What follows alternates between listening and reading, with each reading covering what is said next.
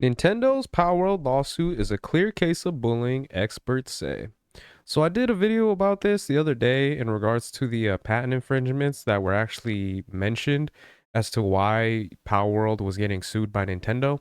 And honestly, from the title of this article right here, I feel like I'm gonna have to agree with this individual. It does seem like it is a clear case of bullying because there were situations where pretty much what the patents were based on were game mechanics. It wasn't anything specifically as far as like the creatures go or like the story or anything like that that would kind of relate to Pokemon itself. It was more so on game mechanics that on how you actually go about like capturing the creatures and riding them, as far as like the creatures that they are, being able to ride on top of them, kind of a thing. So the fact that they're kind of going after Power World was interesting because it has been stated that there are other video games that have these mechanics in them. So who knows? Maybe it is because of the fact that Power World was able to make such a dent in the market and actually kind of become a competitor to Pokemon that they decided to go after them in this regard.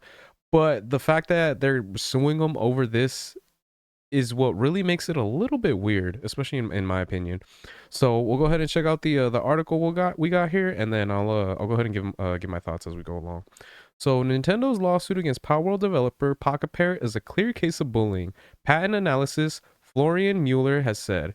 He did so as part of the wider analysis of some recent uncovered details about the Palworld complaint that Nintendo and the Pokemon Company filed in mid-September of 2024. So the newly emerged information was shared by Pocket Parrot on November 8th when the company revealed which three patents Palworld was accused of infringing. The developer also disclosed that the plaintiffs are seeking an injunction to halt Palworld sales in Japan, along with the equivalent of roughly 65,600, or I'm sorry, yeah, 65,600 in royalties plus late payment damages. And that was another thing, is the fact that they're trying to stop the sales in Japan. It again, it does feel like it's kind of going after them in a bullying sense, because it is one of those things where Palworld is stationed in Japan. That's where the company is from. So the fact that they're trying to stop the sales there, it does kind of seem like they are kind of hoping to be, the big dogs in their hometown, kind of a thing, and hoping that since Palworld is, like I mentioned, making a dent in the market, they are going to try to go after them in that regard. Now, as personally, I am a fan of Pokemon. I've stated before. I think I even mentioned in the last video where I talked about it. I'm more of a Gen 1, Gen 2, and then some of Gen 3 Pokemon fan. I didn't really get too much into the generations after that. So like a lot of those Pokemons kind of just go over my head at that point. But the fact that they're going after them for, again, the game mechanics rather than actual like the creature designs and everything, I think that is like the weirdest part, because it feels like that would have been why Nintendo was suing them instead of going after them for what, like, the game entails as far as how you play it. So I just think that's really weird. So let's go ahead and continue on. Patent analysis Florian Mueller subsequently shared an in-depth explanation of the intellectual properties central to the case, labeling the lawsuit as a clear case of bullying. His fundamental argument is that none of the patents Nintendo claims Palworld has infringed described any kind of technological innovation. Instead, they cover systems of capturing creatures and riding on them, mechanics that Nintendo itself acknowledged already exist in other games as part of the filing. Their only innovative element are related to game mechanics, which are unpatented everywhere in the world, Japan included. See, and that's the weird thing, because as I mentioned before, the patents that they are going for were, one, using a device to capture a creature, which is really weird that they're going for that. Two was the device that you use, where whenever you're trying to capture them, it gives a certain details as far as how high the chances are that you're actually going to be able to capture the creatures. That was the second patent. And then the third one was the fact that you're able to actually ride the creatures. And even like it said right here, Nintendo acknowledged themselves that there's other games that are doing that in their systems. So the fact that they're going after Palworld exclusively is really weird. And like I said, maybe it is because they're just trying to do the whole bullying thing where they're trying to, make an example. But at the same time, like I stated before, if it is one of those things where it does go through and they end up winning the case, is Nintendo gonna start going after some of these other games that have these included in them? More than likely, I feel like they probably wouldn't, because I bet you anything, a lot of the games that they speak of are probably like kind of lower tier type of games that aren't really as popular. And I really think the main reason that they're going after Palworld specifically is because of the fact that it was so successful and it was able to make so much money in that regard. So Nintendo feels like they did miss out on that, and it is going to be one of those things where they kind of want a piece of that pie that they feel they were kind of screwed out of. But at the end of the day, I really don't believe that is the case. If again, if they went after them for the creature designs and everything like that, I feel like that would be a little bit more understandable and something where I would kind of somewhat, be at least a little bit on their side. But since they're going after them for this, it comes across very weird, at least for me in my opinion. So, I mean, again, it's not something that's happening in the States. This was filed in Japan, so it is going to go off of the legal system of Japan. So I'm just curious as to what it's going to happen in that regard, because more than likely it will affect the rest of the video game industry, but it's not going to affect the rest of the world as much as it will with Japan. So that's just where it's a little bit of a gray area where it's a little bit weird.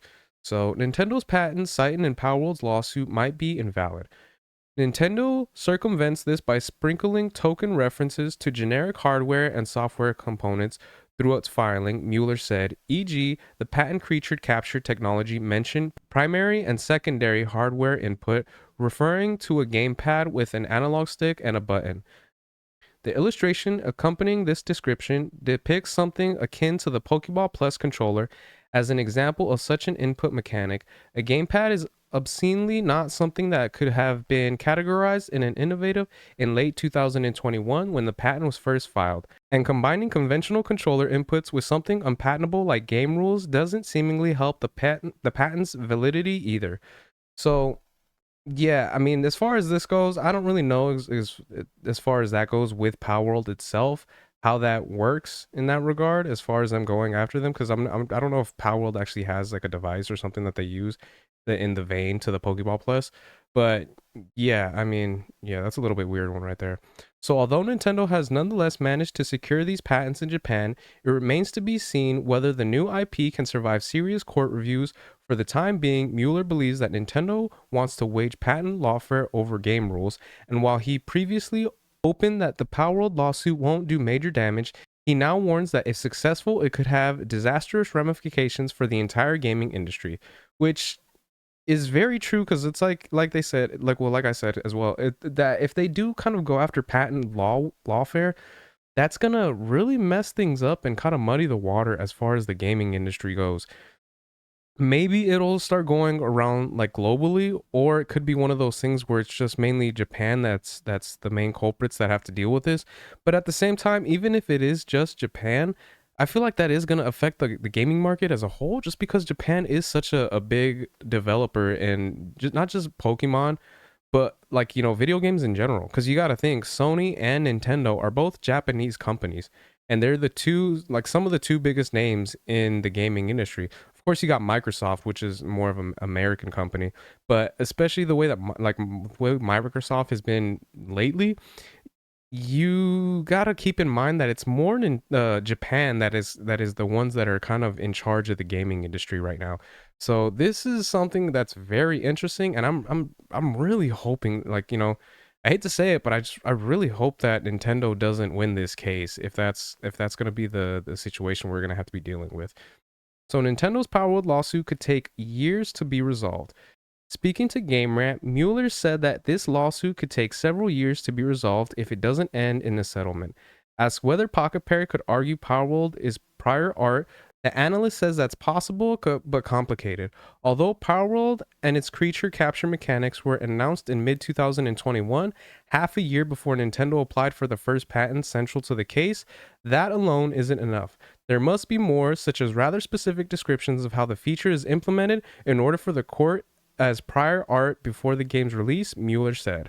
So, I don't know. This is a weird one, because I've heard some people say that Nintendo is usually a company that they don't actually go after other corporations and sue unless they almost have a guarantee win. And from the information that's coming out in regards to this lawsuit, as more things arise and more information comes to light, I don't know if they necessarily have a chance to win it. And again, it is different in Japan. They have different laws and different rules the way they handle these types of situations. But just from the sounds of it, it doesn't seem like they really have a win here in that regard.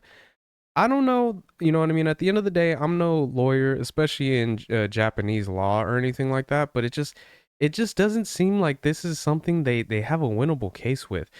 I feel like they could have had other situations to like to try to go after Power World and Pocket Pair to try to sue them for, but the fact that this is what they're arguing over, I don't really see this being the case where it's going to be a win for them.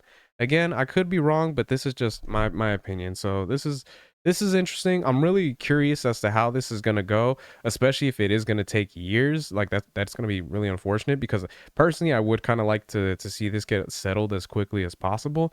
But who knows? Who knows what direction this is going to happen and what's going to go on with this. So yeah, those are my thoughts on that. Let me know what you guys think in the comment section. Do you guys think that Pokemon is in the right? Do you guys think that Power World is in the right? I personally, like I said, I think I'm gonna have to be with Power World on this one. But yeah, so let me know what you guys think in the comments. If you guys could like, share, subscribe, all that good stuff. If you guys have been watching this long, I really appreciate it. It means a lot. And yeah, until next time, Harmonic out. Peace.